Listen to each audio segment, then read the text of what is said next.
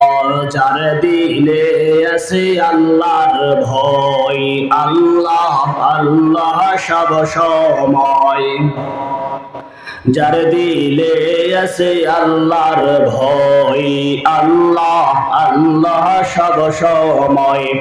ভালো লাগে না কোনো কিছু, ভালো লাগে না কোনো কিছু, ভালো লাগে শুধু ইল্লাল্লাহ, লা ইলাহা ইল্লাল্লাহ, লা ইলাহা ইল্লাল্লাহ মুহাম্মাদুর রাসূলুল্লাহ। ভাইরা আমার, মক্কার এই জমিনে বিশ্ব নবীজির কালিমার প্রসার দেখে ঠেকানো কোনো ক্রমেই সম্ভব হচ্ছে না। ওই সময়ে বিজ্ঞরা পণ্ডিতেরা যারা ছিল, যারা ইহুদি ধর্মের যারা গবেষক যারা ছিল, তারা সকলেই মিলে একটি ষড়যন্ত্র তারা তৈরি করলো। মুহাম্মদ যে আসলে যে নবী সত্যিকারী পয়গম্বর দাবি করেন, এই মুহাম্মদকে একটা বিশাল আকার আমাদের একটা পরীক্ষা করা দরকার। এবার এই কাফিরগুলো বেঈমানেরা এক চক্র হয়ে এক জায়গায় তারা লক্ষ্য উদ্দেশ্য তাদের সফলতা অর্জন করার লক্ষ্যে তারা চিন্তা ফিকির করলো, তারা গবেষণা করলো কি কি প্রশ্ন মুহাম্মদকে করানো যাবে, যাতে করে মুহাম্মদ যদি উত্তর দিতে না পারে তাহলে বুঝতে পারবো মুহাম্মদ আসলে নবী নয়, আর যদি মুহাম্মদ যদি উত্তর দিতে পারে তাহলে বুঝা যাবে আসলে মুহাম্মদ হচ্ছেন একজন সত্যিকারী পয়গম্বর। জোরে বলেন সুবহানাল্লাহ। ভাইরা আমার, এবার কাফিরগুলো বেঈমানগুলো বিশাল এক সমাবেশ ডাকলেন। নবীজিকে খবর দেওয়ানো হলো। হাদিস শরীফ এসেছে সেখানে প্রায় 30,000 কাফের উপস্থিত ছিলেন।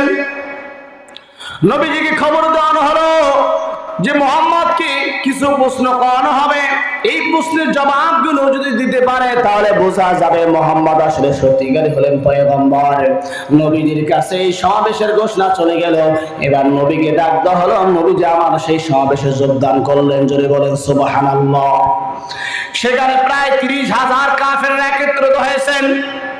সেই সময়ের ইহুদি নাসরাদের গবেষক যারা বিভিন্ন বই বিষয়ে যারা পণ্ডিত যারা ছিলেন তারাও সেখানে ছিলেন। আমার নবীকে হস্তান্তর করার জন্য, আমার নবীর ইজ্জতকে হরণ করার লক্ষ্যে, আমার নবীকে সত্যিকারী পয়গম্বর তিনি যে পয়গম্বর দাবি করে এটাকে যাচাই বাছাই করার জন্য তারা একটা দুইটা নয়, তারা 12টা তারা প্রশ্ন তারা লিখেছে। কয়টা প্রশ্ন কথা বলেন? জোরে বলেন কয়টা? 12টা তারা প্রশ্ন তারা লিখেছে। তারা যদি এই প্রশ্নের জবাবগুলো দিতে পারে তাহলে বুঝতে পারবো মুহাম্মদ আসলে সত্যিকারী পয়গম্বর হবেন। আর যদি সত্যিকারে পয়গম্বর না হয় তাহলে 12টা প্রশ্নের জবাব মুহাম্মদের পক্ষে দেওয়া কোনো ক্রমে সম্ভব নয়। নবীকে এবার ওই মজলিসে এবার ডাক দেওয়া হলো। নবী আসলে বিশিষ্ট কয়েকজন সাহাবী চলে আলেন। সাহাবারা আসার পরে, নবী আসার পরে ওই পণ্ডিতের মধ্য থেকে একজন পণ্ডিত জিজ্ঞাসা করেন, ও মুহাম্মদ, তার আগে একটা কথা, আমরা তোমাকে আজকে এই 30,000 প্রায় 30,000 লোক আমরা জমায়েত হয়েছি, আজকে আমরা তোমাকে কয়েকটা প্রশ্ন করব, তবে প্রশ্নের জবাব যদি দিতে না পারো তাহলে তুমি একটা তোমাকে সিদ্ধান্ত নেওয়া লাগবে। যদি প্রশ্নের জবাবগুলো দিতে না পারো তাহলে তোমাকে তোমার ধর্ম ত্যাগ করে আমাদের ধর্মে আসতে হবে। আর যদি মুহাম্মদ যদি তুমি প্রশ্নগুলোর জবাব দিতে পারো, আমরা ওয়াদাবদ্ধতা করতেছি আমরা এই ধর্ম বাদ দিয়ে তোমার ধর্মে আমরা গ্রহণ করে কালিমা পড়ে মুসলমান হয়ে যাব। ভাইরা আমার, নবী আমার বলেন, ও লোকেরা, ও মক্কাবাসীরা, আগে তোমরা বলো, আমি আগে তোমাদেরকে কোনো সিদ্ধান্ত দিতে পারবো না, কারণ নবীর আগে জানবে তারপর সিদ্ধান্ত দেবে, এটাই হলো নবীদের কাজ। জোরে বলি সুবহানাল্লাহ। এবার নবীজিকে এবার প্রশ্ন করা শুরু করে দিয়ে দিল কাফেররা। ওই কাফেরদের পণ্ডিতরা জিজ্ঞাসা করলো, মুহাম্মদ, 1 নাম্বার প্রশ্ন হলো এমন এক যার কোনো 2 সংখ্যা হবে না। ও মুহাম্মদ, 2 নাম্বার প্রশ্ন হলো যেটা হবে 2। দুই সংখ্যার উপরে তিন সংখ্যা হবে না। এবার এমন 3 নাম্বার প্রশ্ন যেটা হলো 3, তার পেছনে 4 সংখ্যা বসবে না। এমন 4 যার পেছনে 5 সংখ্যা বসবে, এমন 5 যার পেছনে 6 সংখ্যা বসবে না, এমন 6 যার পেছনে 7 সংখ্যা হবে না, এমন 7 যার পেছনে 8 হবে না, এমন 8 যার পেছনে 9 হবে না, এমন 9 যার পরে 10 হবে না। ও মুহাম্মদ, এমন 11 যার পরে কোনো 12 হবে না, এমন 12 যার পরে কোনো 13 সংখ্যা হবে না। ও মুহাম্মদ, এই 12টা প্রশ্ন হলো আমাদের নবী আমার বলেন, তোমাদের আরো কোনো বলার থাকলে তোমরা বলতে পারো। আশা করা যায় আমার আল্লাহ তাআলার পক্ষ থেকে অর্ডার হয়ে গেলে আমি রাসূল, আমি মুহাম্মদ তোমাদের সকল প্রশ্নের জবাব আমি দিতে পারবো। জোরে বলেন সুবহানাল্লাহ। ভাইরা আমার, এবার কাফেররা বললেন, না আমাদের আর কোনো প্রশ্ন নাই, আমাদের এই 12টা প্রশ্নই আমরা তৈরি করেছি। ও মুহাম্মদ, যদি তোমার সাহস থাকে, তোমার ক্ষমতা থাকে, তাহলে তুমি 12টা প্রশ্নের জবাব তুমি দিতে তুমি পারো। নবী আমার আল্লাহ তাআলাকে ডাকতে বলে, আল্লাহ, এই মক্কাবাসীরা, এই মক্কার কাফিরগুলো আল্লাহ গো, আমাকে তারা পরীক্ষা করার জন্য আল্লাহ আমাকে ডাক দিয়েছে, 12টা প্রশ্ন করেছে। ও দয়ার মালিক, যদি তুমি আমাকে সহযোগিতা না করো, তাহলে আল্লাহ আমি এই 12টা প্রশ্নের জবাব দিতে পারবো না। ও দয়ার মালিক, তুমি আমাকে সাহায্য করো, সহযোগিতা করো।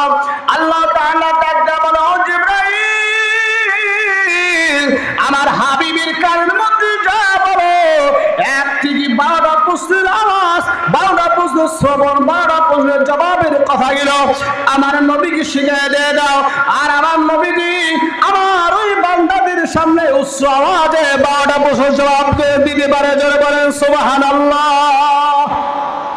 নবী আমার বলেন, ও মক্কাবাসীর কাফেররা, শুনে নাও, তোমাদের যে 1 নাম্বার প্রশ্ন ছিল সেটা হলো এমন এক যার কোনো 2 হবে না, তিনি হচ্ছেন একমাত্র তিনি হচ্ছেন আমার আল্লাহ। চিৎকার মেরে বলেন সুবহানাল্লাহ। আল্লাহ কয়জন?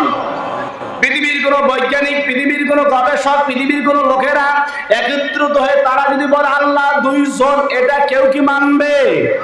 কথা বলেন, মানবে? আল্লাহ হচ্ছেন কয়জন? এবার নবী আমার বলেন, ও কাফিররা শুনে নাও, এমন এক, তিনি হচ্ছেন আমার আল্লাহ এক, তিনার কথা এক, তিনার হুকুম এক, তিনার আইন এক, তিনার কথার মধ্যে কোনো পরিবর্তন, তিনি হচ্ছেন আমার রব, তিনি হলেন সৃষ্টিকর্তা। এটা হলো 1 নাম্বার প্রশ্ন। ও কাফেররা, 2 নাম্বার প্রশ্ন হলো এমন 2, সেটা হলো আসমান এবং 2 যার কোনো 3 সংখ্যা হবে। আরো জোরে হবে, আসমান জমিন হলো 2 যার কোনো 3 সংখ্যা হবে না।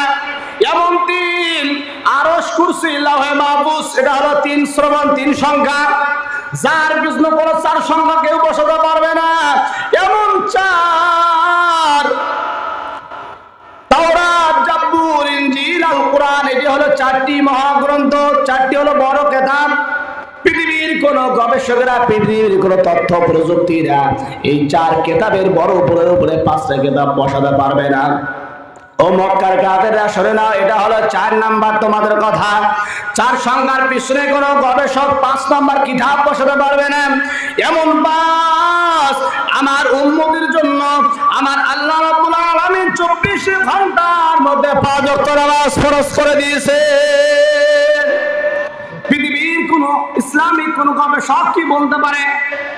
পৃথিবীর কোন নেতা যদি আইন করে, ও মুসলমানেরা তোমাদেরকে 6 ওয়াক্ত নামাজ পড়া লাগবে, এটা কেউ কি মানবে? কথা বলো, কেউ কি মানবে? 5 কিয়ামত পর্যন্ত 5 ওয়াক্ত নামাজই বহাল থাকবে। সকল মুসলমানের জন্য এই 5 ওয়াক্ত নামাজ পড়া লাগবে, আদায় করা লাগবে। এই 5-এর পিছনে 6 সংখ্যা বসানোর কারো ক্ষমতা নেই, কিয়ামত পর্যন্ত হবে না। আর এমন 6 আমার আল্লাহ তাআলা বলেছেন, আমি আল্লাহ পাক 6 দিনে আসমান জমিনে যা কিছু আছে গোটা পৃথিবী পর্যন্ত আমি আল্লাহ 6 দিনে আমি পৃথিবীটা আমি সুন্দর করে সাজাইয়া